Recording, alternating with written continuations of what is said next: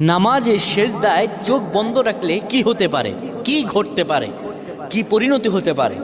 আমরা অনেকেই নামাজের সেজদায় চোখ বন্ধ রাখি। এটি আসলে আমাদের জন্য ভালো না ক্ষতি, এটি আমাদের জানতে হবে। নবী সাল্লাল্লাহু আলাইহি ওয়াসাল্লাম 532 নম্বর হাদিস সহিহ আল বুখারীতে বলেন, শোনো, তোমাদের মধ্যে কেউ যেন সেজদায় তার বাহুদয় যেন কুকুরের মতো না বিছিয়ে দেয়। অর্থাৎ এইভাবে অনেকে আমরা আছি, এইভাবে সেজদা দেই না।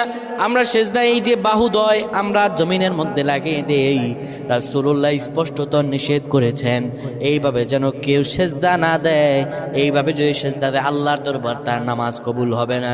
শুধু তাই নয়, রাসূলুল্লাহ সাল্লাল্লাহু আলাইহি সাল্লাম সেজদার মধ্যে গিয়ে চক্ষু বন্ধ করা ঠিক নয়। যারা চক্ষু বন্ধ করবে হয়তো মনের ভিতরে কোনো ফাহশা থাকলে সেটা দেখা যেতে পারে, কিংবা চক্ষু যদি বন্ধ করে রাখে তার এখানে কি আছে, সেজদার মধ্যে গিয়ে কি দেখতে পায় না দেখতে পায়।